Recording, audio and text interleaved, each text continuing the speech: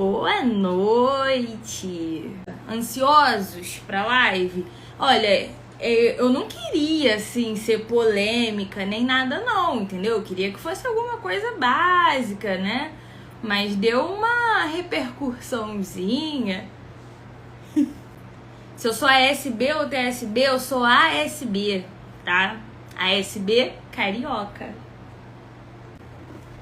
Pra quem não me conhece, muito prazer, né? Eu sou Joyce Menezes, eu sou bióloga de formação.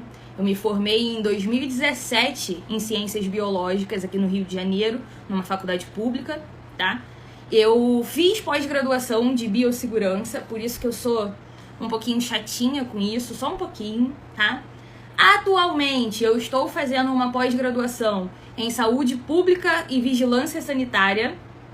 Eu sou ASB, eu fiz o curso de ASB em 2018, aí eu estagiei e trabalhei um tempo lá na clínica que eu estagiei, mas atualmente eu não estou, né, exercendo a função de ASB.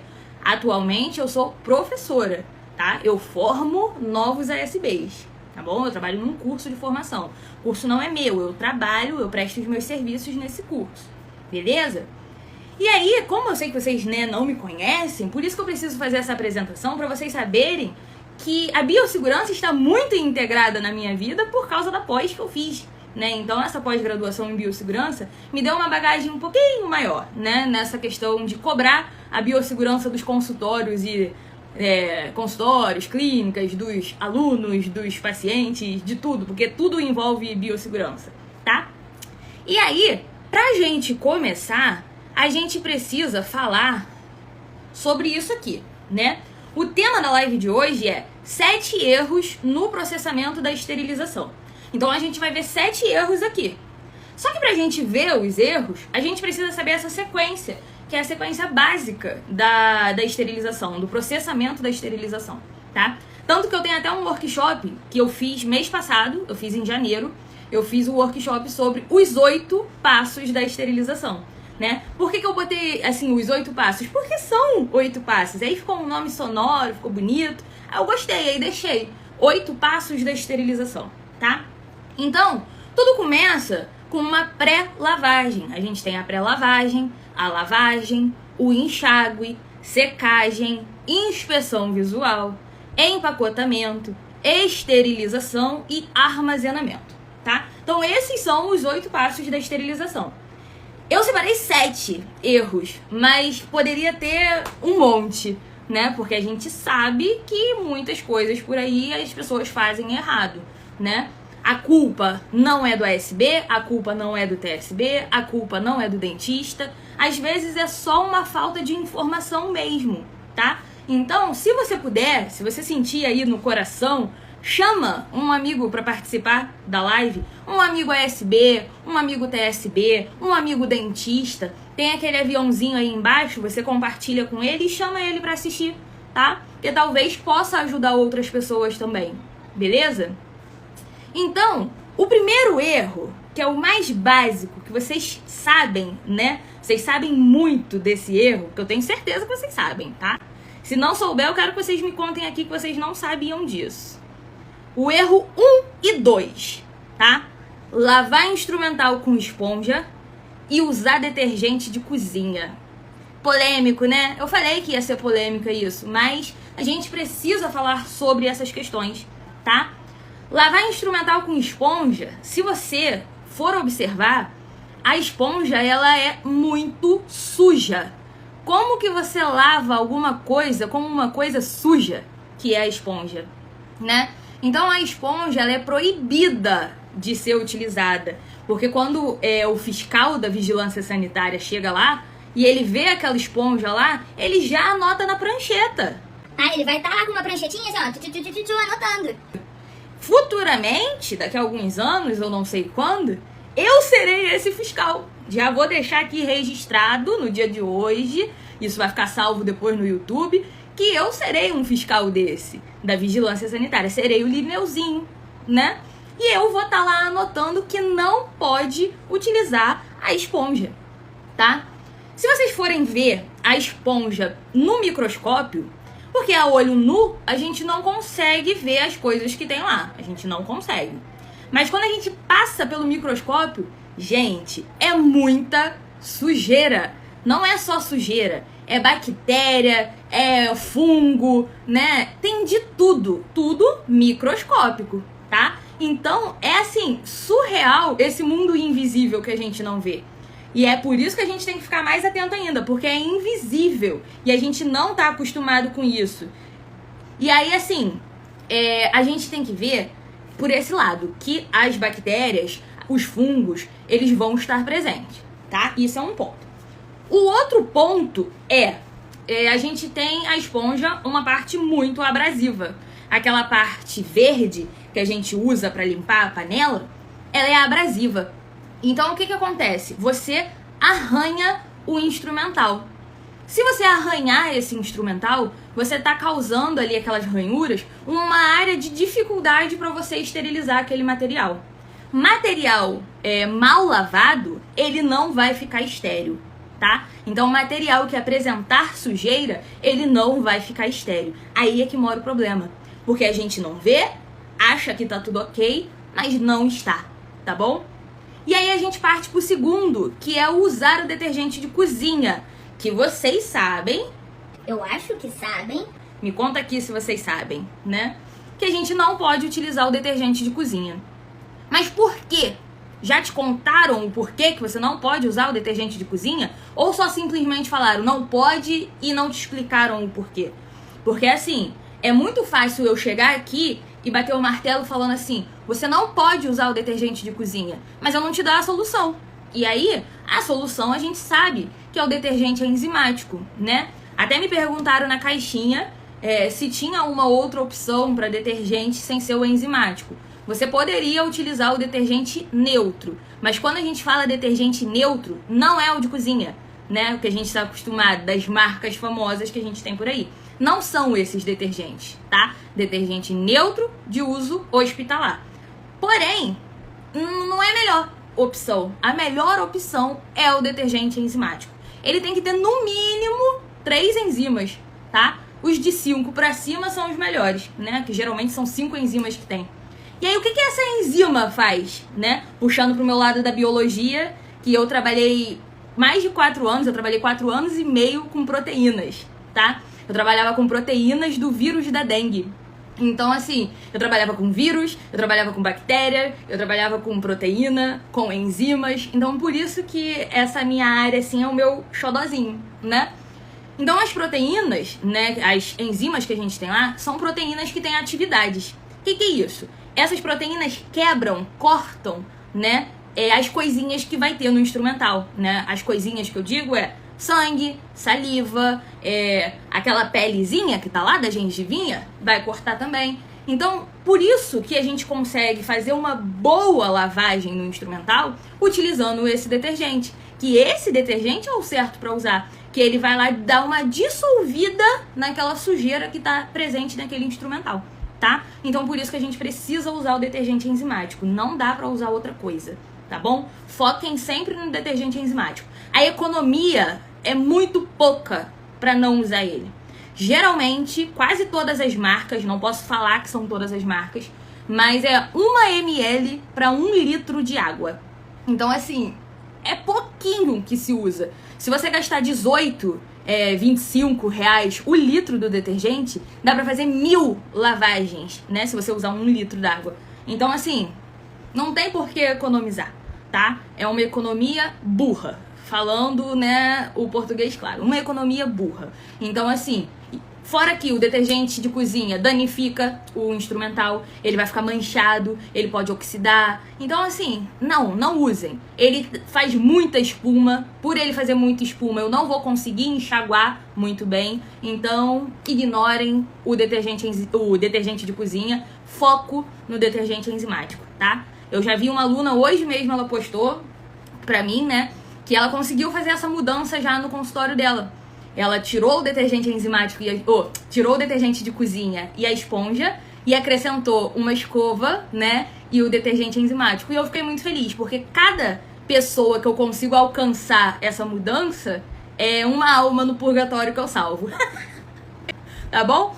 Vamos pro terceiro erro. Vamos lá, que vai ficando mais estreito o negócio.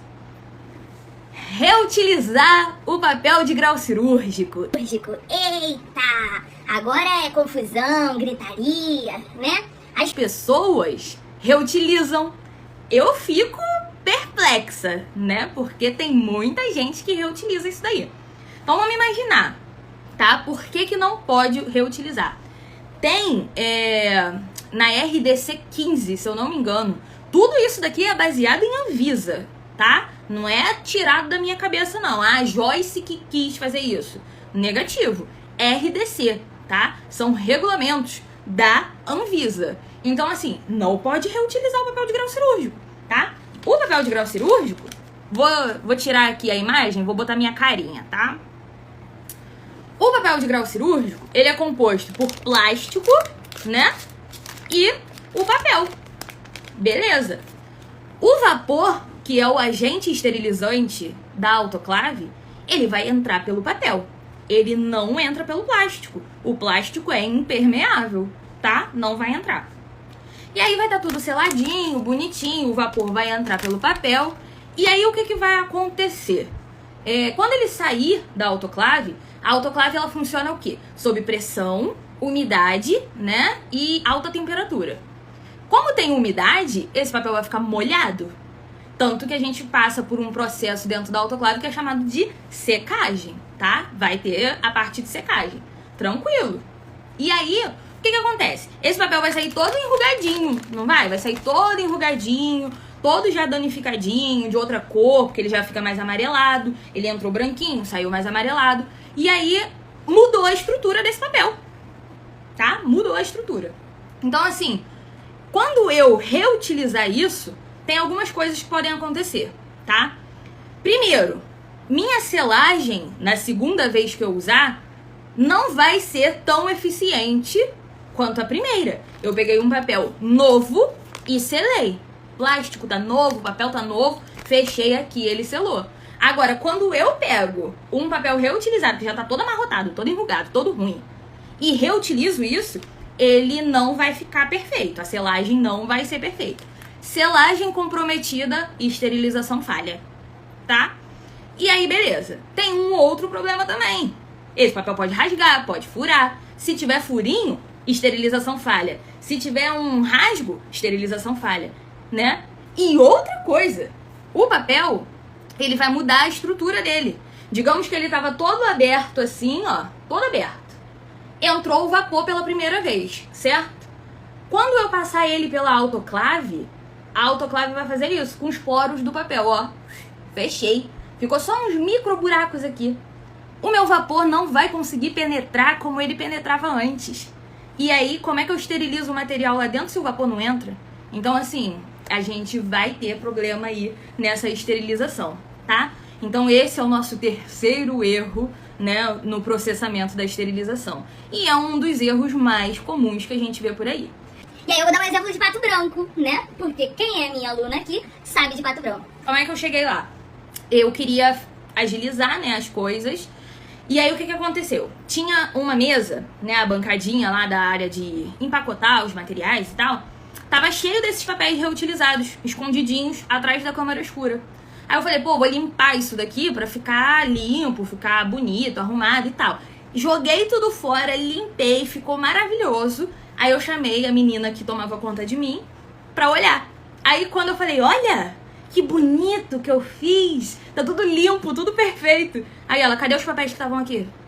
Aí eu fiquei assim, joguei fora. Aí ela, aqui a gente não joga fora não, tá? A gente reutiliza. Pode passar a guardar a partir de agora. Eu fiquei assim, gente, mas eu não sabia, né? Aí eu falei, olha, ainda tá ali na superfície, se quiser dá pra pegar, né? Ela, não, aqueles ali que você já jogou fora, deixa lá. E aí os próximos você guarda. Aí eu falei, tá bom. Só abaixei a cabeça e aceitei aquilo, sabendo que tava errado, tá? Então essas mudanças aí, você vai ter que tentar fazer o seu patrão entender que não pode reutilizar isso, beleza? Vamos pro próximo erro que talvez seja menos polêmico ou não. Ah, não é menos polêmico, não. Empacotar os instrumentais sem usar as luvas. Isso daí é um clássico. Eu já vi muita gente fazendo isso, tá? Polêmico. Porque assim, você lavou, né? Você acha que tá tudo bem e você pega, vai secar os instrumentais e embalar eles sem luva. Só que os materiais não estão estéreis. Ele não passou pela autoclave. Então você corre perigo, tá? Vou até tirar a imagem, porque eu adoro tirar a imagem pra mostrar minha cara, né? O que acontece? Você corre o perigo por quê? Uma das vias de transmissão, porque a gente tem várias vias de transmissão. Vias aéreas, cutânea, percutânea e mucosa, tá? Percutânea é você se furar com alguma coisa. Cutânea é contato com dermatite ou feridinhas que você tem expostas. Mucosa do olho, por exemplo. E as vias aéreas, nariz e boca, que você respira alguma coisa ali. Beleza, né? Então, assim, a cutânea, você tá ali sem usar a luva, aquele material você tirou parte dos micro-organismos, parte das sujeiras, né? A sujeira você tirou toda, mas os micro-organismos você tirou parte.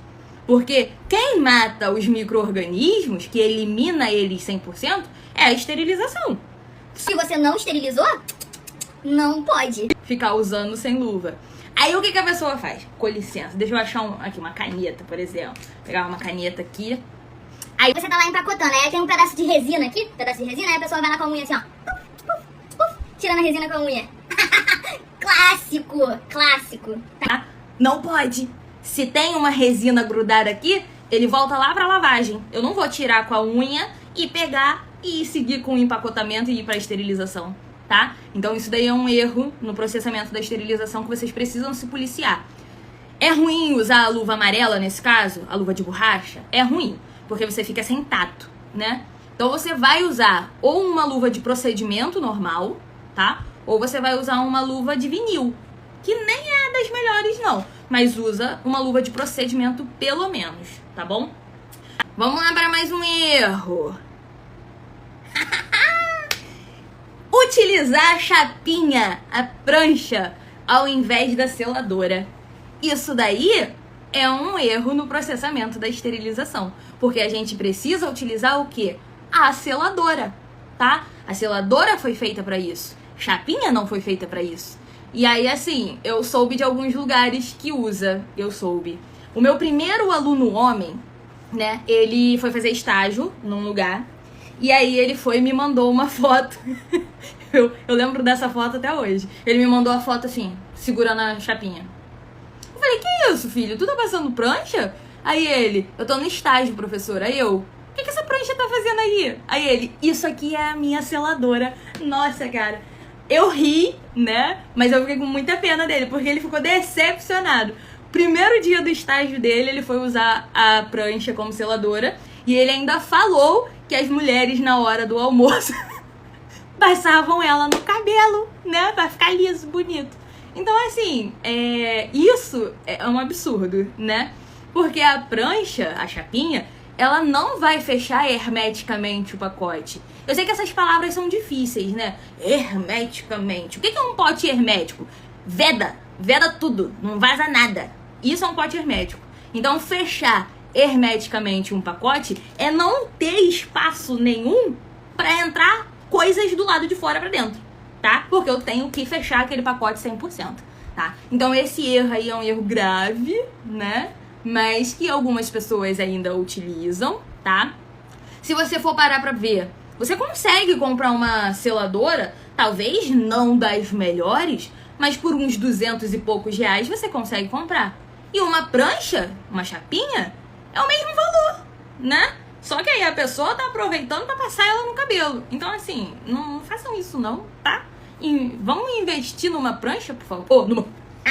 Vamos investir numa seladora, por favor, tá? Porque a biossegurança agradece, os pacientes agradecem, todo mundo agradece.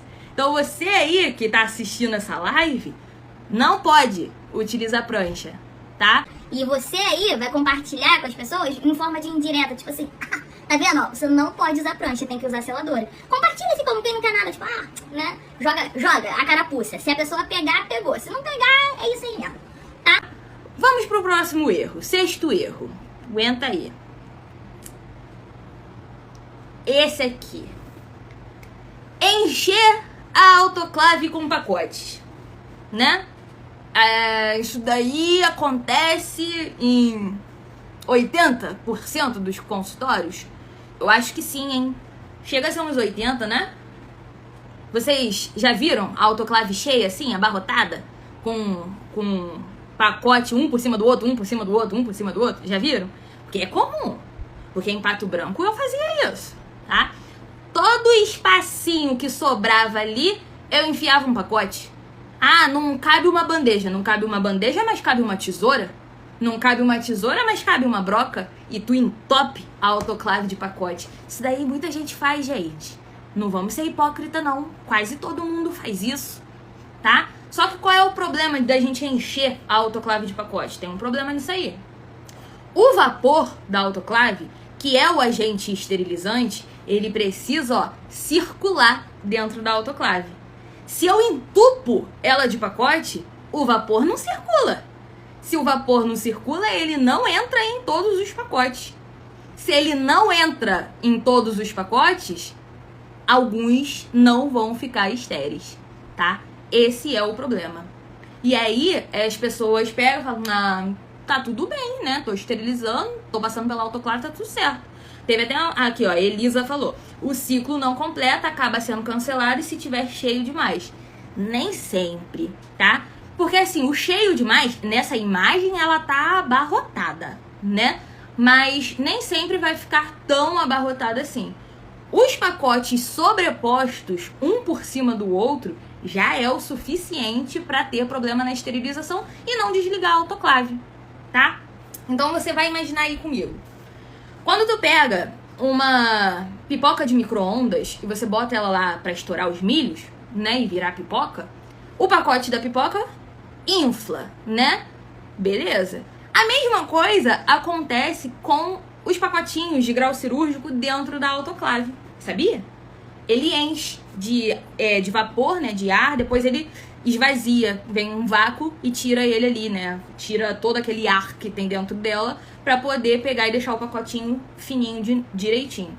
Tanto que a gente não pode selar o pacote muito arrochadinho, sabe? Você vai botar aqui um instrumental aqui dentro. Deixa eu pegar meu pacote aqui. Você vai botar um instrumental aqui dentro, no meu caso é uma caneta. Aí tá. Vou selar rente aqui, ó. Se eu deixar muito rente, o meu vapor não vai conseguir rodar lá dentro. E o vapor precisa conseguir circular, tá? Por isso que precisa ter uma margem de selagem de 1 até 3 centímetros, tá? É papo de 2 dedos aí, pelo menos, de distância, para você conseguir deixar esse vapor circular lá dentro, tá? Então, por isso que tem a margem de selagem. Isso tudo eu explico no workshop, tá? Então, depois a gente conversa sobre isso. 7º erro, e fica aí porque tem um bônus, tá? O bônus é incrível. O bônus do erro é uma coisa que quase todo mundo faz. Esse daí é de partir o coração, né? Muita gente não faz o monitoramento da autoclave. E o monitoramento é extremamente importante, porque a gente precisa saber se essa autoclave está funcionando, tá? Como que eu vou saber isso? Não é só eu pegar e mandar um técnico olhar. Não é só isso. Eu preciso fazer esse monitoramento sempre, tá? O monitoramento químico eu faço todos os dias e em cada ciclo, um pacotinho pelo menos tem que ter o teste químico. E agora, o teste biológico, uma vez por semana eu preciso fazer. E se for procedimentos cirúrgicos, né, implantes, essas coisas, a gente vai precisar fazer mais vezes o teste químico, ou biológico também, tá? Porque eu preciso provar que a minha autoclave está funcionando. Então isso daí é um erro grave que as pessoas cometem de não fazer. Aí o que eu já vi dentista falando, tá? Você faz teste biológico? Aí ele fala assim, não. Quando a vigilância me pedir, eu passo a fazer. Por enquanto, não precisa, não. Aí eu fico assim... Beleza? Tá certo. Você só vai fazer porque a vigilância te pediu. Sua consciência com o paciente, tô nem aí pro paciente. O dinheiro dele vai estar no bolso, né? Ok, eu não preciso fazer o teste biológico. A gente não vai fazer só porque é obrigado. A gente vai fazer porque a gente é ser humano. Porque se fosse um parente seu que tivesse ali pra ser tratado, você ia querer dar o melhor pra ele. Só que a pessoa que tá ali é parente de alguém, né? Não é seu, mas é de alguém. Então, assim, a gente precisa provar que a autoclave tá funcionando. E a gente só consegue fazer isso com os testes, tanto o biológico quanto o químico. Futuramente, né? Deixa eu até tirar aqui a imagem. Futuramente, não vai ser em março agora. Eu vou fazer um workshop sobre monitoramento da esterilização. A gente vai falar do teste biológico, do teste químico, vai falar tudo direitinho, tá? Os workshops são aulas que eu dou, que tem 1 hora até 2 horas de duração, tá? Depende do andamento da turma. Se a turma interage, pergunta, tá ali ativa, sabe? Chega até quase 2 horas de duração a aula. Mas se a turma fica, tipo, morninha ali, não pergunta nada, sabe? Não quer muito interagir, a aula fica 1 hora, 1h15, 1h20, por aí, tá? Então, essa aula de monitoramento vai existir. Mas eu não sei o mês ainda, porque a de março a gente vai falar sobre resíduos, tá? Vai falar sobre gerenciamento de resíduos. Tanto que eu vou dar uma outra live aqui, já podem marcar aí na agenda de vocês, que é dia 13 de março, é a nossa próxima live, deixa eu só confirmar, 13 de março, que é quando eu vou abrir a inscrição pro workshop de gerenciamento de resíduos, tá bom? Então já aguarda aí no coração de vocês, porque antes vocês vão assistir uma live, vão ganhar um presentinho, dentro do presentinho vai ter uma promoção para o workshop, tá? Então, ó, abram o olho que eu já dei a dica, tá bom? Agora vamos para o nosso bônus, o bônus aqui da aula sobre os 7 erros da esterilização. Identificar os pacotes escrevendo no papel. Entendeu o que é isso? Aí você ficou agora, fiquei confuso. Como assim? Identificar os pacotes escrevendo no papel? Ué, vou escrever aonde? Aonde você escreve? Fala pra mim. Onde você identifica os seus pacotes? Você tem que botar validade, tem que botar seu nome, a data que você esterilizou. Você escreve aonde? E aí? Vamos lá, respondam aí. A data da esterilização, onde é que vocês botam? Quero saber. Porque isso daí é um erro, tá? As pessoas acham que não, mas é. Vou tirar aqui a imagem. Olha esse papel aqui. Eu escrevi, tá? Escrevi a data de hoje. Escrevi a validade, botei 1 mês de validade. A Vigilância Sanitária aqui do Rio de Janeiro permite 30 dias de esterilização, tá? Meu nome, porque tem que ter seu nome pra saber que quem fez aquele processo foi você ou não, tá? Ó, na parte de cima do papel que sobra, na parte do papel, temos uma etiqueta, colamos na fita, deixa na parte maior e anota nessa aba. Mas um monte de gente tá falando aí que escreve aqui, tá? As opções que a gente tem. Primeiro, né? Se eu escrevo aqui no papel, o que vai acontecer? Sabe quando a caneta falha, que aí a gente fica até ela fazer ela funcionar? Isso eu posso causar microporos aqui. E esses buraquinhos que eu vou abrir aqui vai ser, né, de fácil acesso para os micro-organismos. Micro-organismo é pequenininho, a gente não vê, tá? Mas pelo buraquinho ele passa, que é uma beleza, tá bom? Então a gente não pode escrever no papel. Ah, mas aí caneta Bic, que não sei o quê. O problema não é a Bic, não é compacto, não é nada disso. O problema é você escrever no papel, porque você pode rasgar ele. Então não escrevam no papel. Quando você selar, você vai ter ali uma margem, né? Você vai ter uma margem aqui de 2 a 3 centímetros. Então vai ser assim, grossinha desse jeito assim, né? Uns 3 centímetros pelo menos. Nesse pedaço de papel que vai sobrar aqui, que você vai escrever.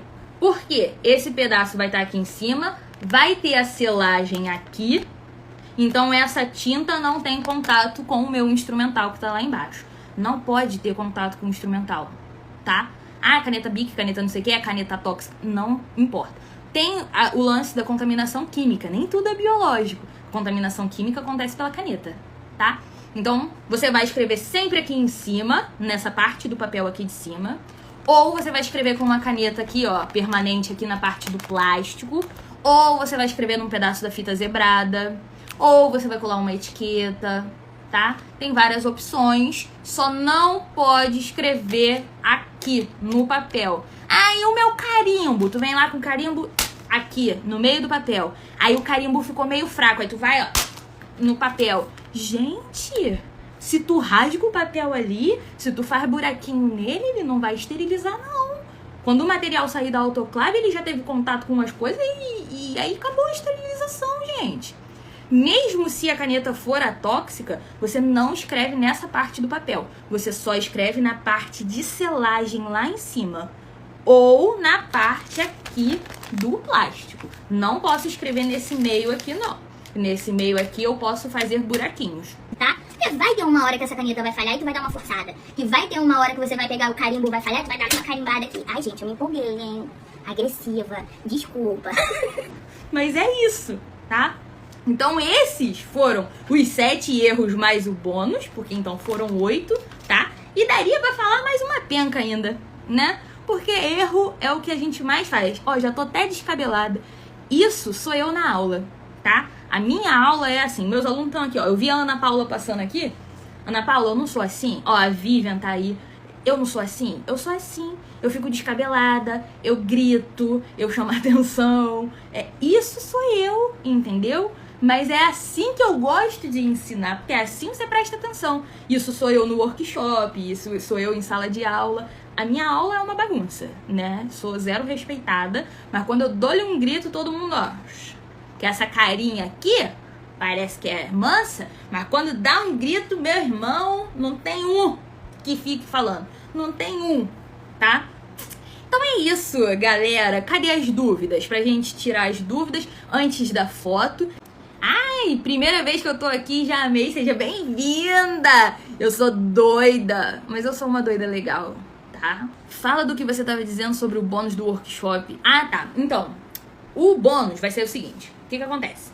No dia 13 de março, que é uma segunda-feira, às 8 horas, eu vou fazer uma nova live com outro assunto. No final dessa live, do dia 13, eu vou liberar um presente pra vocês. Só pra quem estiver aqui comigo, tá? E aí vocês vão receber esse presente. E dentro desse presente, né, que o presente é um e-book. Ah, vamos falar logo. O presente vai ser um e-book. E aí você vai receber esse e-book e dentro do e-book vai ter a promoção para o workshop do dia 27 de março. Que é a última segunda-feira de março, tá? Então, é isso que vai ter lá de bônus pra vocês. Então, vocês que estão aqui já são privilegiados com essa informação de saber que vão ganhar um e-book e que dentro do e-book vai ter uma promoção, tá? As pessoas que não... Eu não me aguento. Né? Era pra ser surpresa? Era. Mas eu sou o tipo de pessoa que eu compro presente e fico assim, comprei um presente pra você. Não vou te contar o que é. Você quer saber? Aí daqui a pouco eu vou lá e falo o que é. É assim que eu funciono. Posso esterilizar as pontas de ultrassom no ácido peracético? Esterilização química está proibida no Brasil, tá? Isso não existe mais. Você vai fazer uma desinfecção de alto nível, não é esterilização, tá bom? Então, assim, isso daí eu falo também um pouquinho no meu workshop de esterilização, tá? Porque eu tenho um workshop de esterilização, tenho um workshop de desinfecção de superfícies odontológicas e agora, em março, vai ser o workshop de gerenciamento de resíduos. O que é gerenciamento de resíduos? Gerenciamento de resíduos é você saber descartar coisas, né? Descartar líquidos, né? De soluções, é saber descartar os pérfuros cortantes, é saber descartar os infectantes, porque a gente precisa fazer esse gerenciamento.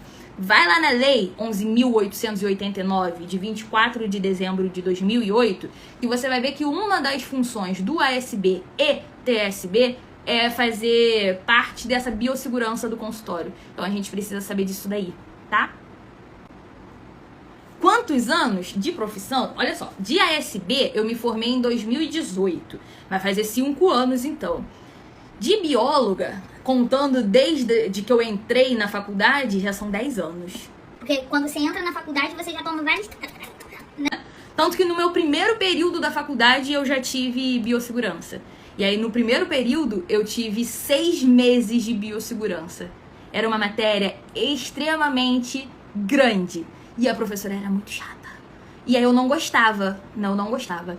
Mas eu comecei a ver a importância quando eu me queimei com ácido no laboratório, me queimei. E quando eu quase taquei fogo no meu jaleco. Aí eu falei, a biossegurança é importante. Então, assim, eu passei a levar isso pra vida. E aí, dentro da faculdade, eu tive vários outros assuntos, né? Tipo, produção de alimentos, né? E aí, essas coisas me traumatizaram um pouquinho. Então, parasito, microbiologia, virologia. Gente, é muita coisa, muita coisa. Beleza? É isso, pessoal. Então, acabamos? Acabamos, né? Mais alguma dúvida? Não, né? Vamos tirar uma foto? Cadê? Pra vocês me marcarem pra eu compartilhar lá. Deixa eu me ajeitar, pra vocês não tirarem foto minha com o cabelo todo coisado, boca aberta, tá? Vai, tira. Já tiraram? Eu quero ficar bonita, hein? E aí? Acho que foi, né? Deu tempo de vocês tirarem. Deu tempo. Então, é isso. Muito obrigada pela participação de todos, tá? Nos vemos dia 13 de março na nossa próxima live. É isso. Beijos. Até a próxima. Bye, bye. Depois essa live vai estar lá no YouTube, tá bom? Valeu, galera!